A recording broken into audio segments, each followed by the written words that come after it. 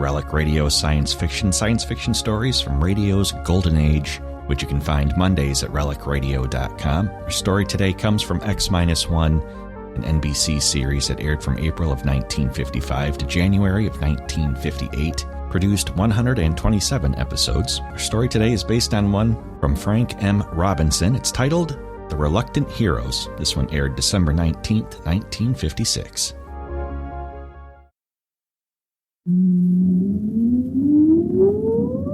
Countdown for blast off.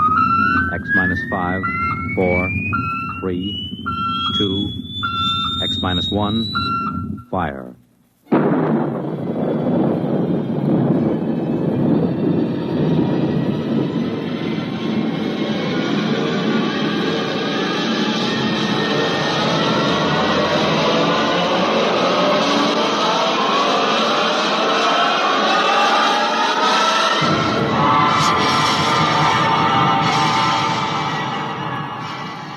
From the far horizons of the unknown come tales of new dimensions in time and space. These are stories of the future, adventures in which you'll live in a million, could be years, on 1,000 maybe worlds. The National Broadcasting Company, in cooperation with Galaxy Science Fiction magazine, presents X minus 1.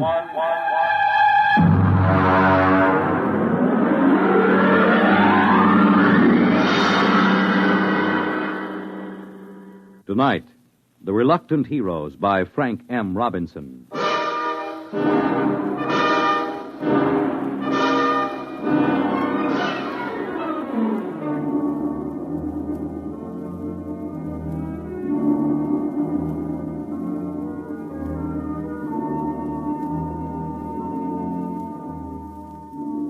Only Chapman was awake.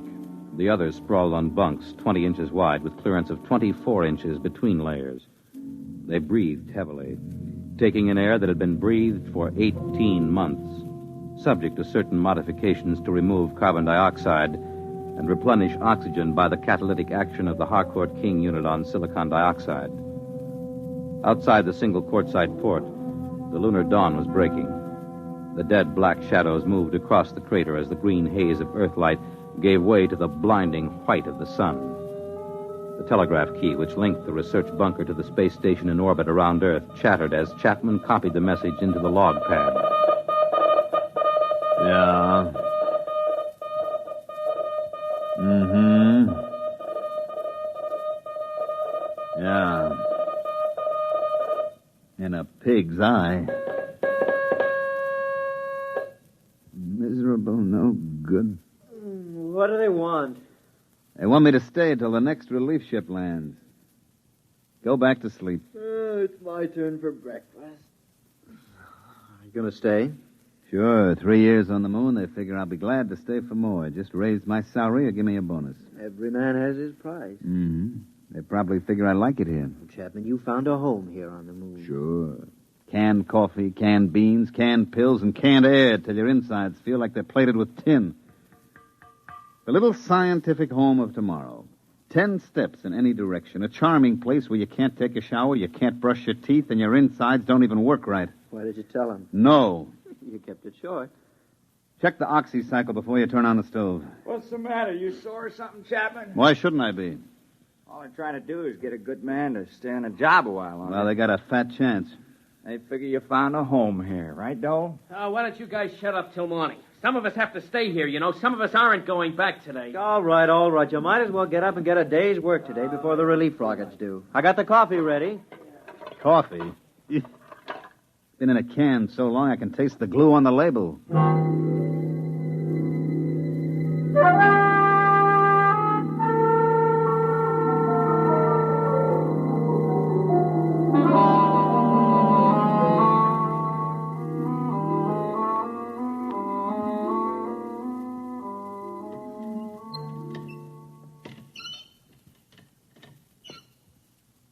Why don't they send up an oil can? These elbow joints make me feel like the Tin Woodman in The Wizard of Oz. You can't lubricate vacuum seal joinings. Let it squeak. At least it doesn't leak air. Get that back, that Doug, for me, will you, Donnelly? Lean over, you fat slob. You put on 3 more pounds, you won't get off the moon. You won't get through the airlock. Yeah. Hey, chap, Hmm? do you think we ought to radio the space station and see if they've left there yet? I talked to him on the last call. The relief ship left 12 hours ago. They should get here in about 6.5 hours. Chap, you know what I'm thinking? You've been here twice as long as the rest of us. What's the first thing you're going to do once you get back? I don't know. I guess I was trying not to think about that. I haven't been here 3 years like you have, but I've got plans. What are you going to do? Well, I'm going to rent a room in a Hotel Astor over Times Square and just sit at the window and watch the people on the street. And I think I'll see somebody. What somebody? Oh, just somebody. What are you going to do, Donnelly? Well, I'm going to do something practical. First of all, I'm going to turn over my geological samples to the government. Then I'm going to sell my life story to the movies. And I think I'll get drunk. How about you, Julius? Well, first, I'll get rid of my allocations to the expedition, and then I think I'll go home and see my wife. Then I'll take off my spacesuit. I thought all members of the groups were supposed to be single. They are, and I can see the reasons for it, but who could pass up the money the commission was paying? If I had to do it all over again, me. Hand me a fishbowl. You know, chap, it won't seem like the same old moon without you on it. Like they say in the Army, you never had it so good. You found a home here. All right, button up. And remember to check your suits for leaks and check the valves of your oxygen tanks. I've gone out at least 500 times. You've checked me every time. And I check you 500 more. It only takes one mistake. And watch out for blisters under the pumice crust. You go through one of those, and that's it, brother. Okay, I'll check. Klein, I never knew you were married. There wasn't much sense in talking about it. You just get to thinking, and there's nothing you can do about it. If you talk about it, it just makes it worse. She let you go without any fuss, No, she didn't make any fuss. I don't think she'd like to see me go either. At least I hope she didn't. You got a girl back home? Yes. No, you never mentioned that either. For the same reason you didn't mention your wife. You get to thinking about it. You got to get married when you get back? Yeah. Hurry up, will you, Klein? I'm sweating. Somebody ought to build in underarm sprays and spacesuits. Chap, why does somebody have to stay here for stopover? Lots of reasons. You can't get a whole relief crew and let them take over cold. They have to know where things are, how things work, what to watch out for. Then, because you've been here for a year and a half and you know the ropes, you have to watch them to see that they stay alive in spite of themselves. Why was it you on the first trip? You're not a scientist. No, I was the pilot on the first ship. When it occurred to us that someone was going to have to stay over, I volunteered. I thought the others were so important that it was better they take their samples and data back to Earth when the first relief ship came. You wouldn't do it again, though, would you? No. You think Dole will do as good a job as you did? He volunteered. Yeah, he volunteered because he thought it would make him look like a hero. I've lost 3 years up here, and I don't intend to lose any more. Okay. Check your valve. All right, check.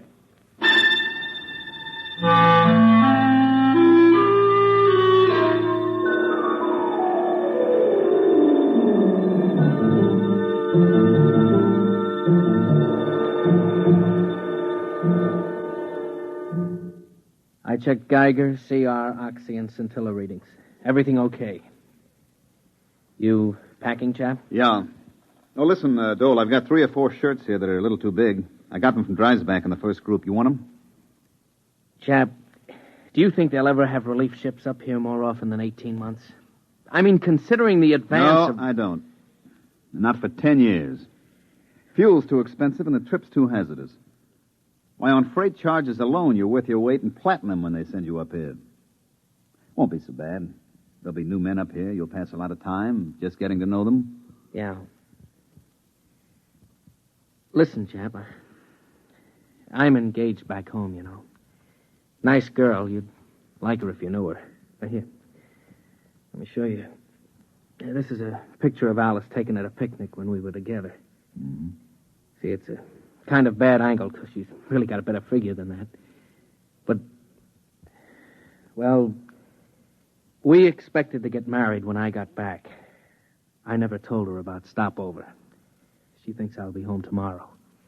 I kept thinking that somehow You want to trade places with me, don't you? You thought I might stay for stopover again in your place. Well, chap, I know you want to go home, but I couldn't ask any of the others. You're the only one who was qualified. Look, you know my father's pretty well fixed. Chap, we could make it worth your while. It would mean 18 more months, but they'd be well-paid months. Forget it, Dole. You're staying and I'm going home.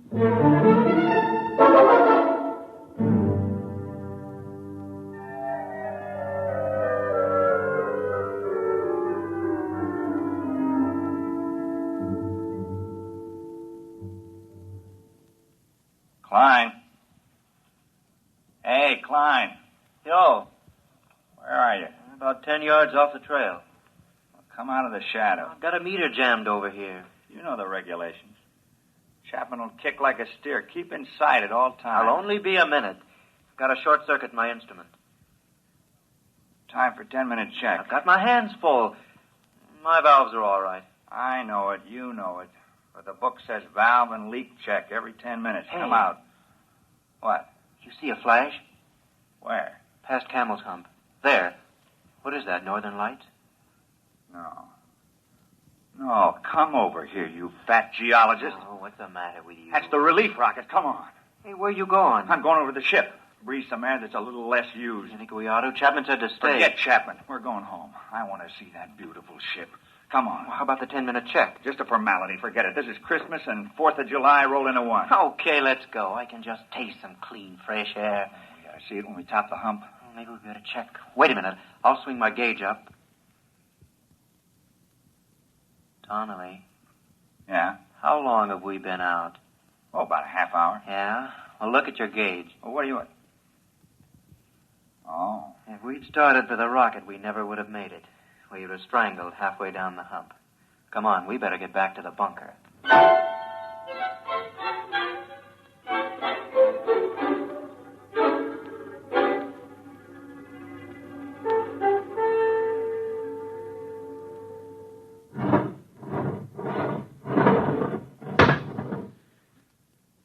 Check the lock seal. Okay. All right, open the inner door.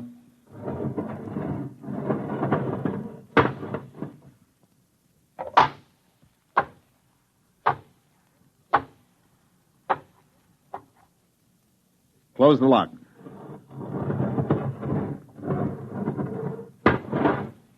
Get me out of this fish bowl. It's down. The relief rocket, it's down on the other side of Camel's Hump. Oh, what a beautiful-looking ship. What a beautiful ship. They must be on their way over here now. Chap, they're on their way. We're going home today. Get your RA unit out of that suit and into the dryer. All right. Okay. What's eating you, Dole? Listen, just because the relief rocket lands, it doesn't mean your RA unit is going to dry up by itself. That goes for you, too, Donnelly. Okay. Hey, Chapman, Yeah? he's taking it pretty hard. He volunteered. Yeah, he volunteered. What a beautiful, beautiful ship.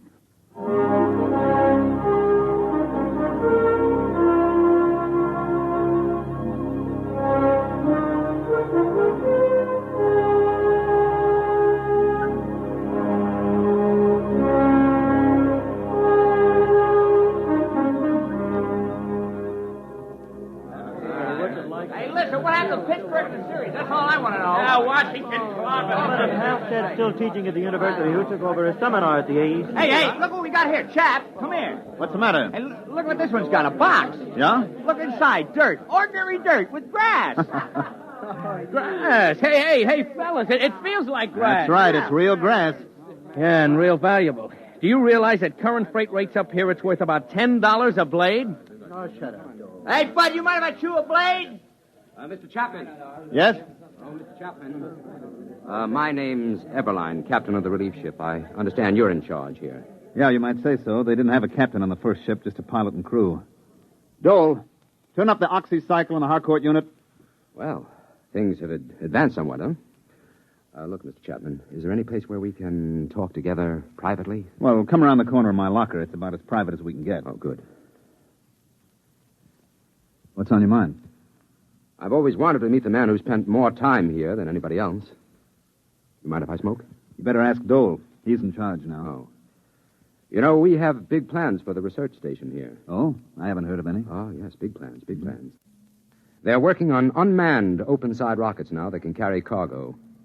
Sheet steel for more bunkers like this. Mm-hmm. enable us to enlarge the unit, have a series of bunkers all linked together, make good laboratories and good living quarters for you people. Have a little privacy for a change. Well, they could use a little privacy up here. Oh, they could. Well, that's one of the reasons I wanted to talk to you, Chapman. The commission talked it over, and they'd like to see you stay. They feel if they're going to enlarge it, add more bunkers, and have more men up here, that a man of practical experience should be running things. They figure you're the only man who's capable and has had that experience. Is that all? Well, naturally, you'd be paid well. I don't imagine any man would like being here all the time. They're prepared to double your salary, maybe even a bonus in addition. They want you to have full charge. You'd be director of lunar laboratories. Oh, a title, too. Hmm? Well, the commission said they'd be willing to consider anything else you had in mind. If it's more money... The answer is no. I'm not interested in more money for staying because I'm not interested in staying. Money can't buy it, Captain. Look, I'm sorry. I'm afraid you'd have to stay up here to appreciate that. I'm afraid you don't understand the importance Captain, of this. Come over here to the port. Yes? Now look out there about 100 yards. You mean where that mound of stones? That's right. We made that cross out of condensed milk cans slid over iron bars. When you get out there, you can still see the footprints in the pumice where we gathered around. It's more than 18 months ago, but there's been no wind to wear those tracks away. They'll be there forever. Oh, I see. Well, who was it? Dreisbach? Or Dixon? Dixon. We never got Dreisbach out of the crevasse in Taco. What happened? You want to know? I can give it to you in detail. Sit down and listen. Well, what do you mean? Just wait a minute and I'll show you. Why? What is it? Regulations. When someone goes out alone, we have to monitor his radio, tape recorded. We had the recorder open when Dixon went out. I want you to hear it. Well, all right. I got the tape right here. It's taken me a minute to thread it up. Now, look, Chapman, you don't have to... I want you to listen.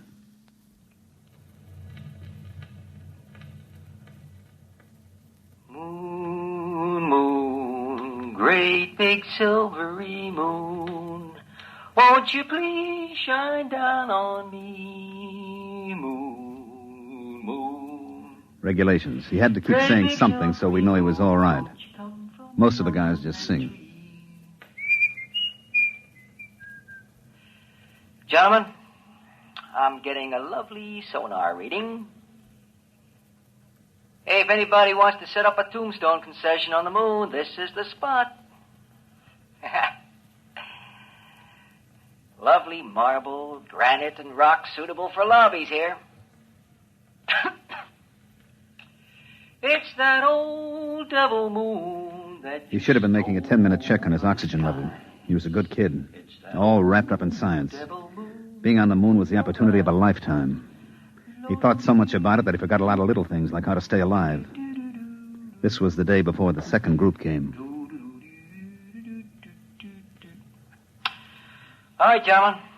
I have 3 or 4 more readings to take, and I'll be right in.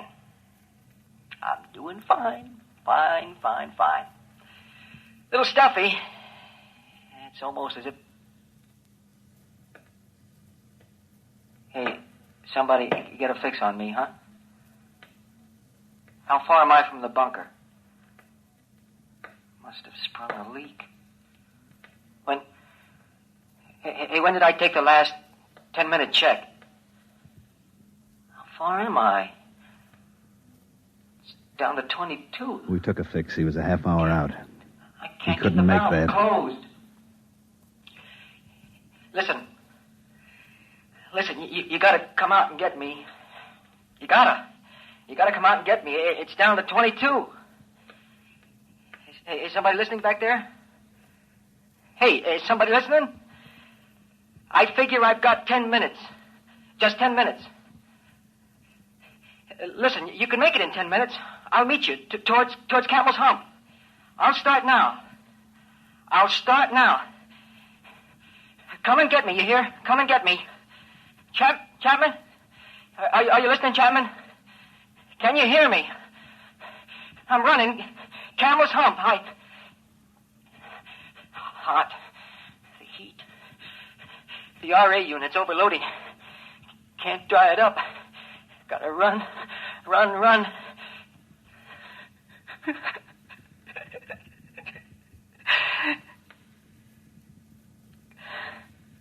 No use. I can't run. The unit heats up. Gauge is down to 15. I can't make it. I'm gonna sit down now. You'll find me at number 7 radiation meter, about 10 yards off the trail. I'm gonna sit down. Sit down next to a rock.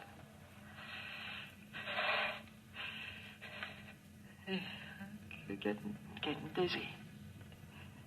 Hey, remember we used to argue? Do you strangle from no oxy or pass out from CO2? Keep tuned to this channel, boys. You'll find out. It's that old devil moon that you... Oh, boy, the Earth's going around and around and around. And... Chap, you can't get me, can you? We didn't have a chance by even 15 minutes. We didn't even go out. There wasn't any sense to it. Well, did you record after that? Yeah, it's on the tape, but you don't want to hear it. We've never played it back. That's why we want you to stay, Chapman.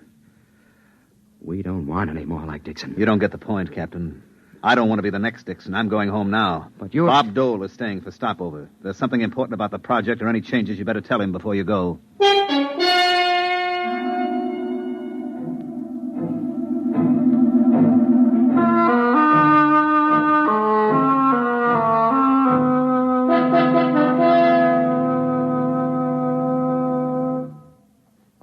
All right, mail call. Chap, here's one for you. Donnelly. No. Dole. Donnelly. No. Klein. Dole. Donnelly. Yeah. Boy, did I miss an opportunity. I could have had a year's subscription to the Ladies' Home Journal combined with the American Farmer, all for half price. All right, men, all right.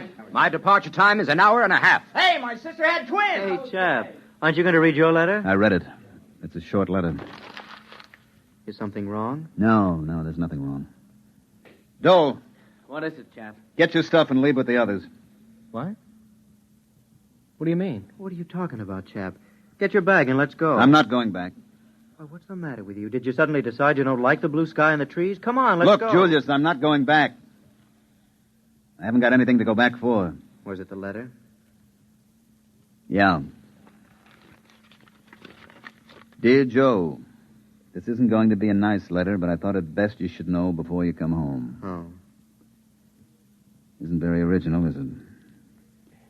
3 years is a long time, and 250,000 miles is a long distance. You know what, Julius?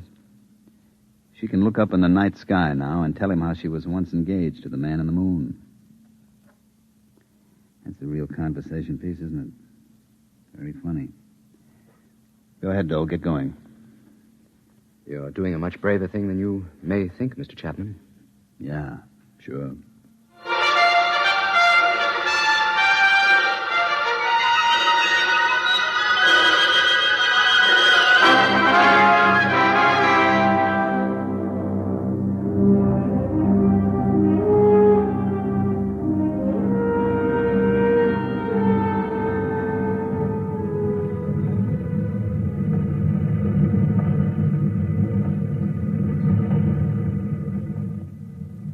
You like the looks of the moon going away from it, Mr. Dole?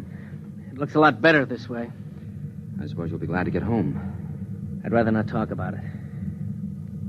They were kidding Chapman this morning. They said he found a home on the moon. If we'd stayed an hour or so more, he might have changed his mind and left after all. I'd offered him money. I didn't want to stay for stopover. I was a coward, and I offered him money to stay in my place. Well, we're all cowards once in a while. But your offer of money had nothing to do with his staying. He stayed because he had to stay. Because we made him stay. I don't understand. Chapman had a lot to go home for. He was engaged to be married. I know. We got her to write him a letter breaking it off. We knew that it meant that he'd lost one of his main reasons for wanting to go back. I think perhaps he still would have left if we'd stayed and argued him into going. But we left before he could change his mind. That was a lousy thing to do. We had no choice. We didn't use it except as a last resort. I don't know of any girl who would have written such a letter if she was really in love with a guy like Chapman. No matter what your reasons. There was only one girl who would have. Ginny Dixon. You see, Chapman's girl was Dixon's sister. She understood what we were trying to tell her. That the new shift had to be safe. That there had to be someone who had to take over and keep those boys alive. She understood that. Because her brother died up there. You mean he's the only one? I couldn't have done the job? Oh, look, Dole. Chapman knows how to live on the moon. He's like a trapper who spent all his time in the forest. He knows it like the palm of his hand. He never makes mistakes. He never fails to check things. And he isn't a scientist. He would never become so preoccupied with research that he'd fail to make checks, and he can watch out for those who do make mistakes. He understood that, too, all too well. It costs a lot of money to send ships up there and establish a colony. You have to have the best men for the job. You get them even if they don't want to do it. Personal lives and viewpoints are expendable. It's got to be that way. There's too much at stake. It's a cold place, the moon. You're an odd bunch of guys. You and the others in the groups. Few of you, Dole, come up for the glamour. I know. None of you really like it. And none of you are enthusiastic about it. You're all reluctant to come in the first place, for the most part. You're a bunch of pretty reluctant heroes. 18 months. He'll be up there 18 more months. Personally, I don't feel happy about that. I don't like having to mess up other people's lives. I hope I won't have to again. Maybe somehow, some way, this one can be patched up. We'll try to. 18 months. In the meantime, on behalf of the Commission and myself, I feel like a cheap, rotten heel.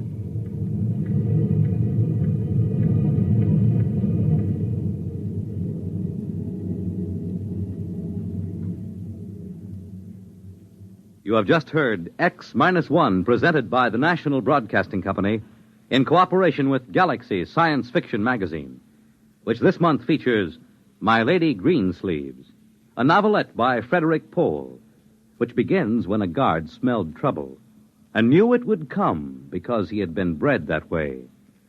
Galaxy magazine on your newsstand today.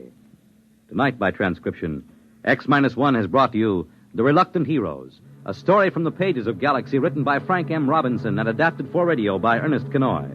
Featured in the cast were Mandel Kramer as Chapman, Jim Drummond as Klein, Bob Hastings as Dahl, Dick Hamilton as Donnelly, Jim Stevens as Dixon, and Dick Janiver as Eberlein. Your announcer, Fred Collins. X-1 was directed by Daniel Sutter and is an NBC Radio Network production.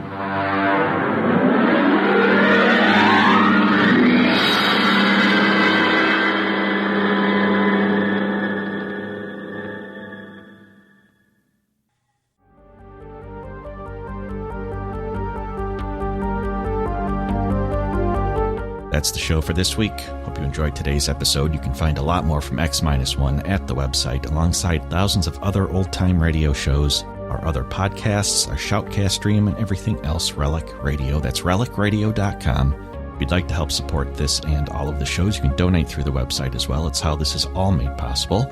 My thanks, as always, to those who have helped out. Thanks for joining me today. Be back next Monday with another episode of Relic Radio Science Fiction.